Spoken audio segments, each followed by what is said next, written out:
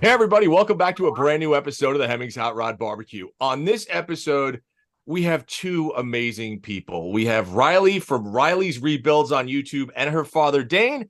And we're going to talk about one, how she got into the hobby, two, how she started a YouTube channel, and why this young woman is rebuilding carburetors and has started her own small business, which is not only inspiring, but just cool as all hell to watch. So, guys, how are you guys doing today?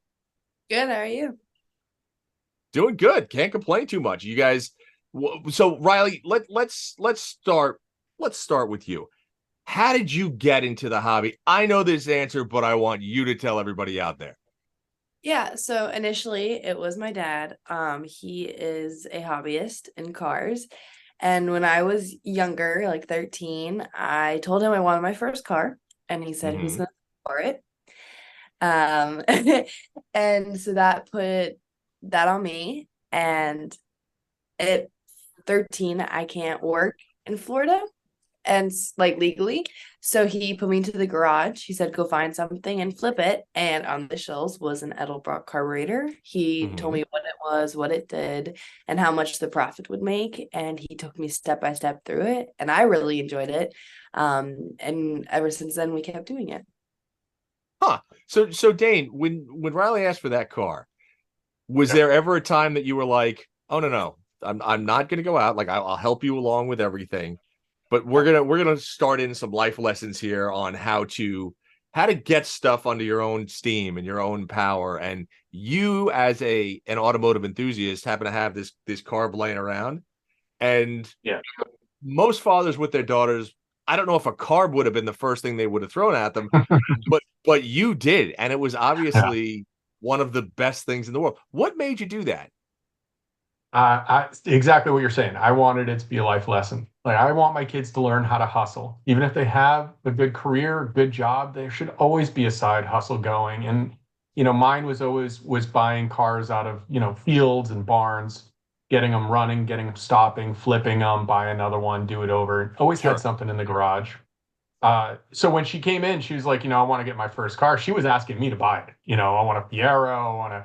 I want a RX-7 Subaru WRX. I'm like, yeah, great. Right. You're gonna pay for it, right? And yeah, it was just that opportunity. She had a desire, and I had an opportunity to teach her a life lesson. So she didn't actually start with carburetors. I had a bunch of Harley parts on the shelves. She would go out, Okay. polish them, put them on eBay, and after she kind of burned through, making $20 here, $15 there, Yeah. she grabbed a carburetor and was like, what's this? How much will it make? And um, carburetors aren't very difficult. They're just, you just have to know how to do them. It's just Yeah. steps, process. And so it was easy to teach her. We had the tools already. And when she says it just, she can continue from there, she actually really continued. She would go on Craigslist and Marketplace and find every carburetor available in Florida. And we drive around on the weekends and buy them up. And then she'd build them all week, after school.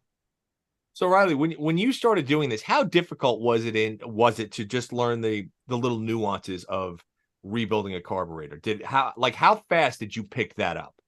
Not too fast, I don't think. A couple times he had to walk me through it, and then Mhm. he checked me on everything for like three Okay. 3 years. Okay. And then Um, after you would do it, how would you test them? well, I call it the trumpet test. So you when you I don't know, it's like a sandwich. You have the carburetor, and on the side there's a little like nipple, and you blow into it, Mhm. like upwards, and air goes through, and you flip it around and you blow into it again, and air won't be able to go through it, so you won't be able to blow into it. And that's how you know Okay. that everything's good. But sometimes like we do have mistakes on the carburetors. Like do we do have carburetors come back sometimes, like the gaskets haven't been fully taken off, or the floats were set wrong. Mhm. Uh, and those you can't really tell until you put on the carburetor. Gotcha. Gotcha. Now, Dane, how did you get into the hobby? Like how did you start? Because obviously your knowledge came from somewhere if you're teaching Riley. So how did you entrench yourself in hot rods and building cars and things of that nature? Yeah, I started a little later in life. I grew up on a farm, so I was always working with my hands fixing stuff, right? We fixed our tractors and stuff like that. And I had cars when I was in high school, but nothing too radical. When before Riley was born, my wife and I, we had two incomes and some disposable cash, so I was buying some projects. And to be completely frank, my education came from people like Stacey David and some of the early TV shows. Okay. Um, it was more not so much education on how to do it, it was that it's not hard, that it's really not that difficult. And as the internet came about, YouTube came about, there was just more and more information on everything. So, it really honestly it's not hard to work on an old car anymore. You don't have to know what you're doing before you even start. You can learn as you go. Right. I totally agree with that. And I think that it's one of the things on your channel, Riley, on Riley's Rebuilds, you have you're able to put rebuilding a carburetor in layman's terms, and you explain it in such a way that it's very easy for everybody to understand. And you take the fear out of things, because I think a lot of it for people that are attempting anything, whether it's rebuilding a carburetor or doing a brake job, there's a high element of that. There's a high element of I've never done it before, and so can I do it? Right. Yeah. And so I have to commend you for taking that out of it and just being like, yeah, this really isn't that hard. Like, you had made a comment where you had said it's all Legos at Yeah. some point. Yeah, that's what I say that every single time, that a car is just a big piecework of Legos. Because I know where I started, I was scared, I was nervous, I didn't know names. Sometimes I still don't know names. Like, I tell everybody I don't know everything. You're gonna ask me about a certain engine or a certain part, I go to my dad. Like, I Mhm. don't know everything. I'm not expected to know everything. Like, it comes with time, and I will never know everything. Um, but taking like step by step, and then YouTube is always very handy. Mm-hmm. So, Dane, when you started watching the YouTube series, and I think Stacey David's a great example. I mean, I grew up watching Yeah. Stacey and Yeah. watching everything that he did, along with a host of other, wonderful hosts out there. Riley, you are turning out to be a tremendous one. Um, there is an education process that goes along on with that. What was the biggest project that you took on that you were like, ooh, I don't know if I could, like, when you first started getting into the hobby, was there, like you said, you Yeah. basically learned from YouTube. Was there something that you were like, Yeah. I might have bit off more than I could chew on this one? Oh yeah, I got one right now. It's a and I mean, I have pictures of Riley at 3 years old block sanding this car. So it's been going for about 17 years. Okay. Um, yeah, complete nut and bolt frame off restoration on a 57 Chevy. And you get it like I will never do it again. Because it takes a very certain type of person to do it. You get to a point where you've done all the things that you can do without expertise knowledge. Hmm. And now I'm at that point where I'm like, okay, which black oxide six pointed bolt goes on this spot? And then, it's like, two washers or one washer under this CAD plated, nut lock or whatever it is. It's like Yeah. at that point, I lose steam. I lose interest at that Yeah. point. I'm much more in favor of like grab the car that's been in a field for 50 years, fix the brakes, fix the motor, get it driving, and then flip it Yeah. to somebody else that wants to do the next step, and then go Yeah. find another, go do it again. So So with the Chevy, so when did you decide to go down that path? Because like you said, it's not your nature to do something like that. But now, apparently you started, and then you get to a point where you were like, well, I've come this far, so I might as well keep yeah. going. Is that how that extended? Yeah, I think this one was my eyes were bigger than my appetite.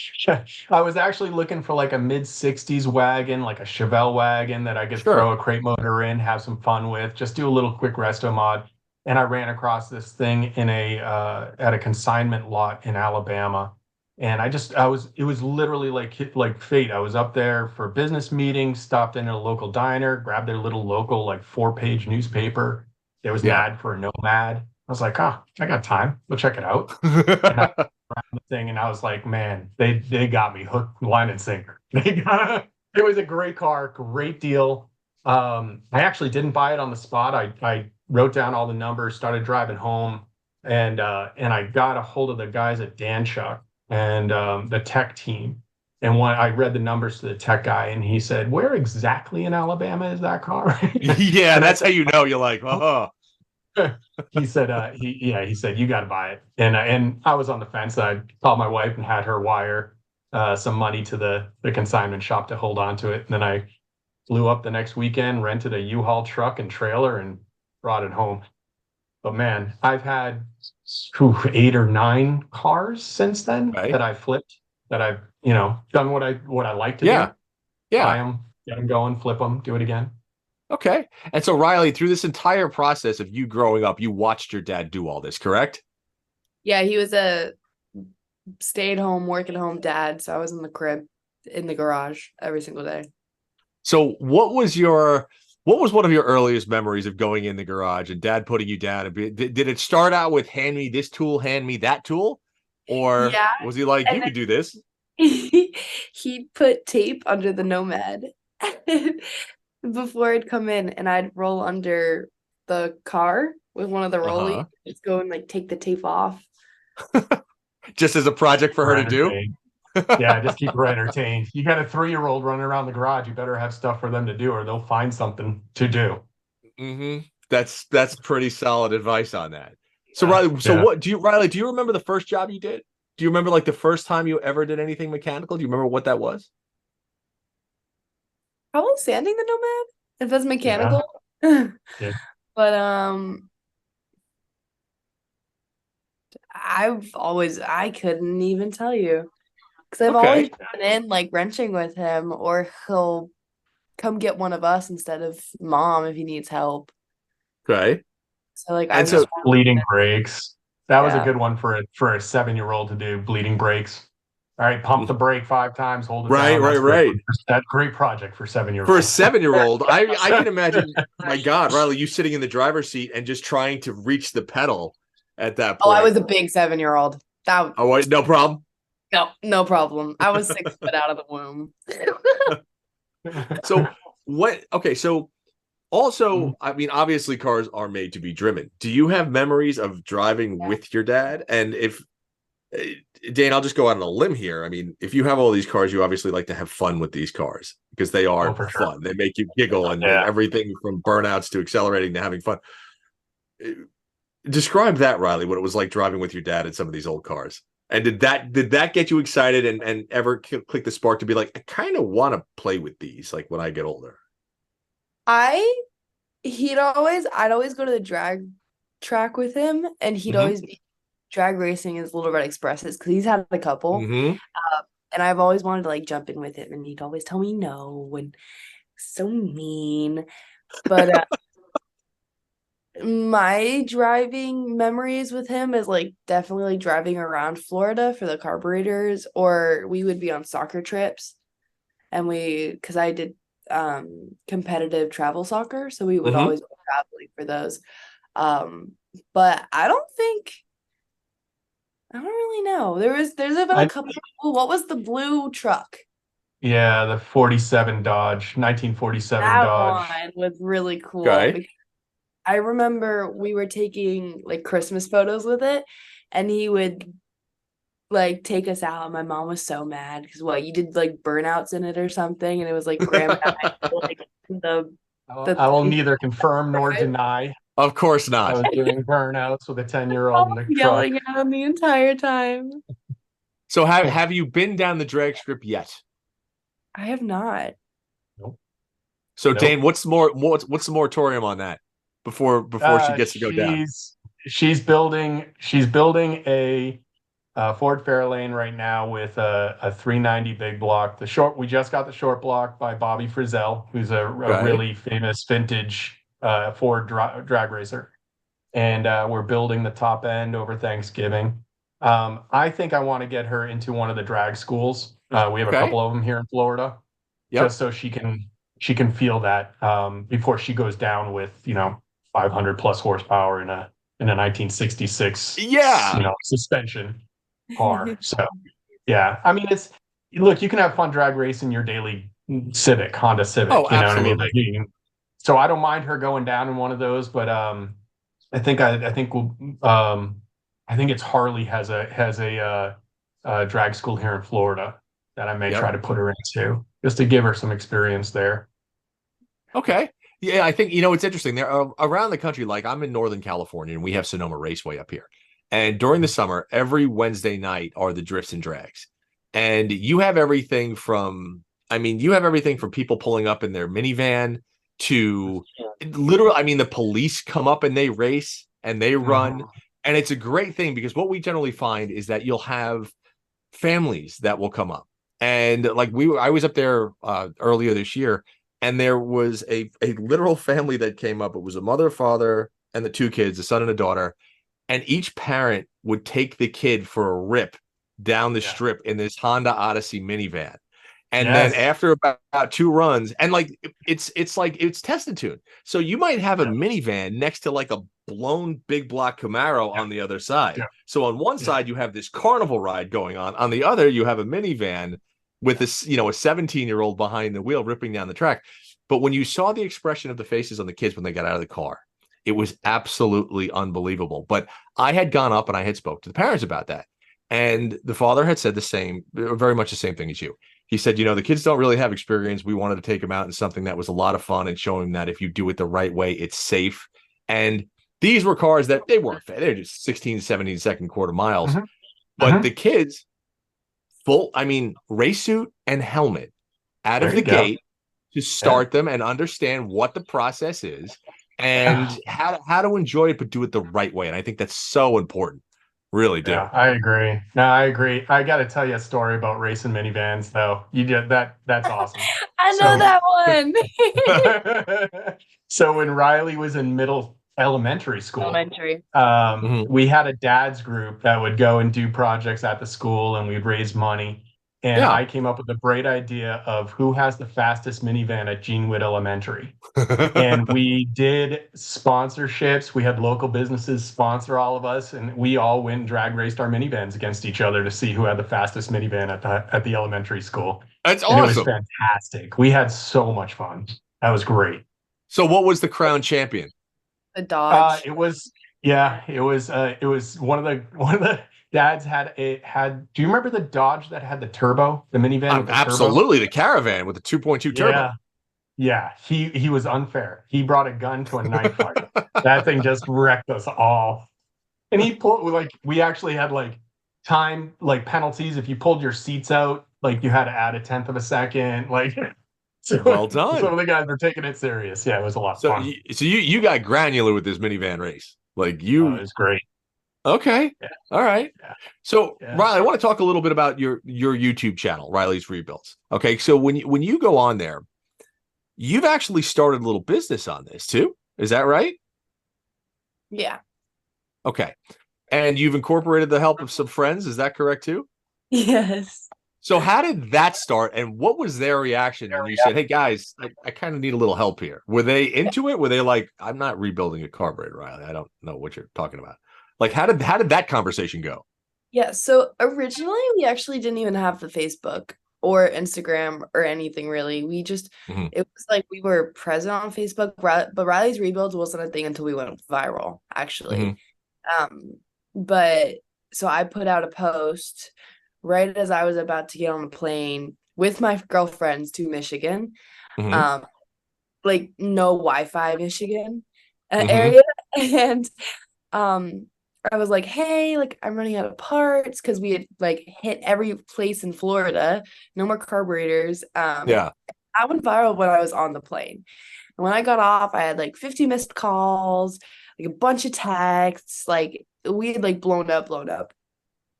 And I've had the girls come in at some points to make a couple bucks here and there. Sure. Primarily one of my friends, because she was into cars, so it was just come in and everything. But then we went viral, and we had so many carburetors, and so one of the friends was coming in constantly making good money. She was working hard, and all the other girls were like, oh my gosh, do you need more hands? I was like, oh my gosh, I need so many more hands because we have 250 carburetors on the shelves right now. Like, please come help. And so then they all came in and they figured out that could be their full-time job. So they quit all their jobs and they came and joined us in the garage.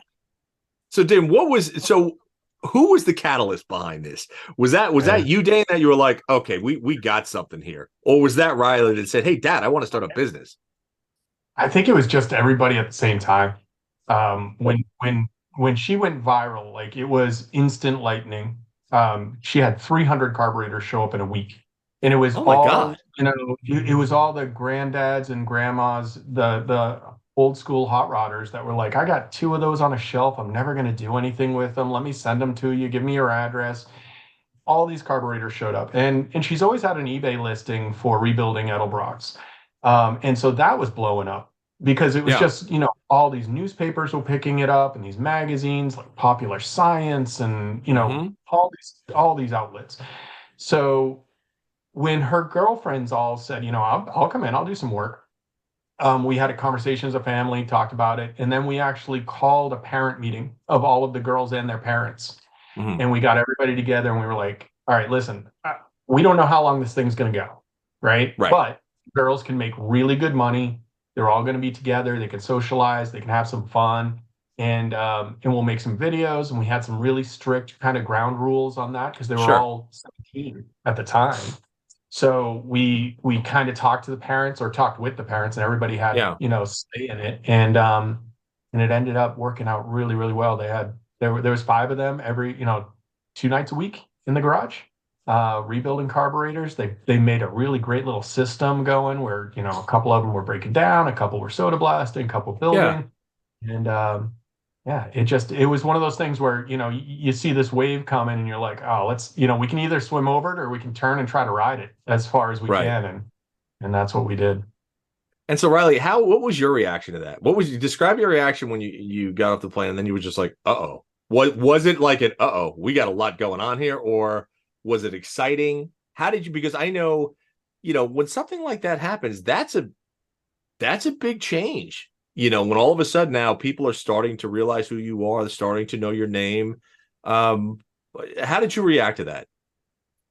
The funny thing is I've been viral on other platforms before. I went viral on TikTok during COVID years for anime and like show reviews and like book reviews. Okay. And I had went through that entire phase of like really like putting all my effort into social media, and I got burnt out, like so burnt out. And that was like a year, and then we went viral on Facebook. And so at first I was like, I wasn't like a huge like, oh my God, Yeah. It was like an, oh my God, like what is happening? But it wasn't like, oh my God, I'm viral, I wasn't trying to, like, I wasn't aiming for this. I didn't like, I wasn't trying to go viral on social media. And then I remember my dad called me and he was like, we should get you a logo. And we should copyright the name of Riley's Rebuilds, and we should get you situated so that nobody can take your business, take your identity, because my number and my address was on Facebook at the time. And so he was like, let's take all the precautions. And I think I don't know, I was traveling somewhere, but he was like, I think we were together, and he was like, you can make your first big purchase of like the business. And that was getting AirPods. Okay. Yeah. That's good. That was like where because I had all this like income flowing, and I was like, whoa. And then that's where I kind of was like, okay, like, let's get into this. Let's start doing this. And then definitely just like put my head down and just started working away. So Dane, it sounds like you have been that light, that kind of guiding force where you just like, okay, because I think so many people will look at kind of some type of success, whether it's a Instagram or YouTube or whatever the case is. But I feel like, I mean, I've spoken to so many young kids about getting into this hobby and stuff. Riley, without question, you are the most grounded that I have ever spoken to in this industry regarding where you like you don't have an ego at all, which so many people do. And I think that's one of the reasons that people are kind of coming to watch what you do. And Dane, I have to commend you for doing a masterful job with doing that, because that's huge in this business. I mean, listen, and the more you progress, the more you're going to see there are a lot of big heads out there. But being humble and being proud of what you do, and Dane just kind of steering that ship it's really cool to watch. It really is. And like, you should be unbelievably proud. And Riley, your friends have to look at you at this point and be like, this is kind of cool. Like what she's like, do you feel that you're starting to inspire other people to get into this? And do you get a lot of emails or a lot of DMs and questions about how you started doing it? I would hope that I'm inspiring people, but I still am dumbfounded by the situation sometimes. Like the whole like autograph signing this year was crazy to me. Like I still don't realize that like I am somebody on social media. And it's like at college I feel like I have a little bit of a different life. Like I feel like I'm Hannah Montana a little bit. Because I feel like nobody here knows about it as much. Like they do now because of the SEMA, but it was more behind the scenes here. Versus like back home in high school where it was like that was my entire life. Like work was me. Like that was my work. Right. But I do hope I inspire people. I do get some emails about it. But it's more just like you're an inspiration, not how did you do this?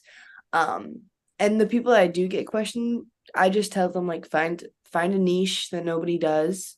Something easy, something I can get shipped. Dad and I talk about it all the time. Like there's a bunch of little side hustles that teenagers can make every single day. We talked about carving like knives or sharpening knives. And that's great. Really easily. You get really good at your job and you get known for it. And you find a little niche, and it just happened to be that I found a niche in an industry that I truly appreciate and love.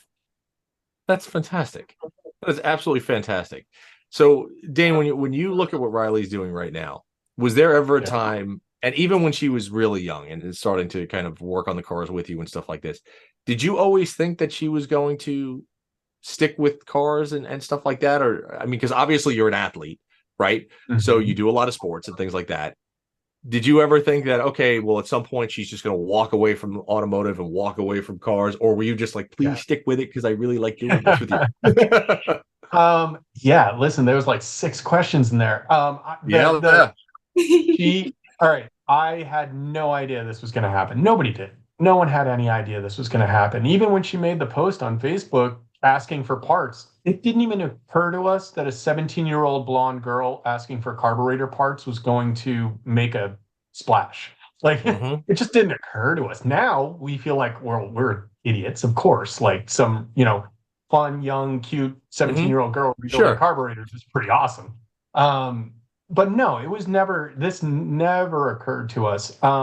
She has been an athlete her whole life. She was playing soccer for the Olympic Development Society. She was playing semi-pro soccer at 15. She's the youngest female in Florida on record for playing semi-pro soccer. And so that was always kind of her main focus was getting to college on her soccer skills. And she did. But so this whole thing, no, absolutely had no idea. When it did happen, though, I'm a business person at heart, and like I said, I always believe in having a side hustle. I realized not only could she make good money, she could make a nice business, but she could learn from drinking from a fire hose on business, right? So she's learning so much business so fast. And that was the thing with the other girls too. When they came in, it was like an opportunity for them to learn business as well. Supply chain, purchasing, expendables, all of that stuff. So, Riley's was learning finances. She's learning her own accounting. She's doing her own taxes. Like, it's just the life lessons were so many that we couldn't take advantage of all of them. Right. So that's really what it was. When this thing kind of sparked off, it was like, okay, we have something here that we can make so many awesome life lessons out of. So it's really where it went. Originally, Riley, you wanted to be a lawyer, right? Yeah, I did. I applied for this college for the law program. Okay. Yeah. And Yeah. now you're doing carburetors, Now starting I'm your own in business. math, physics, and engineering majors. So And there we go. Okay, so this is Dane. Again, this is pretty amazing because I think that so many people that are, or so many kids out there, what you just described are basic business skills that most kids do not learn until much later in life. They just don't, right? Even when they'll go to accounting classes in school and they'll go to business classes in school, but having the practical knowledge and actually doing it in business at your age, Riley, is unbelievable. Unbelievable. The fact that you are now such a leg up on 99% of other people your age is outstanding, simply outstanding. And I think that it's don't be surprised if you start getting a lot more traffic where people are going to be asking you about how you did this and how business works, because having a business sense in this business is man, I wish a lot more people had it. Because what we generally find is that, especially when you're on video and when you're hosting and when you're doing stuff like that, is many people get caught up in just that. They get caught up in the quote unquote minor celebrity aspect of, whatever the automotive world will give you. But they fail to look at what's around them. They fail to look at most people that do hosting. There's a shelf life to that, right? There's a story arc. It goes like this, you peak, and then sometimes it goes down. Or if you extend your career, that's fine. But knowing the back end of the business side will help you in every single aspect, from negotiation to how to review contracts, to do everything. And the fact that you're doing it now, and Dane, the fact that you showed her, that's just unbelievable. You need to start like a school for kids, just showing them that, and Riley, you should be the spokesperson and the teacher, because it's unreal. Sometimes I feel like we have a school for kids. Right now, as we're talking, I'm hopeful you can't hear it, but we have 3 of them in the garage rebuilding carburetors. Riley has her employees right now in the garage rebuilding carburetors. Her 14-year-old brother is the foreman. That is beyond impressive. So Riley, I know that we'll just throw this out there. I mean, I have a feeling very shortly or very soon, you guys are going to be seeing a lot more of Riley on something that's coming down the pike. I can promise you that. And it's something that I think everybody's going to look at and be like, oh, well, this is kind of fun. We're going to bring you more of that a little later on.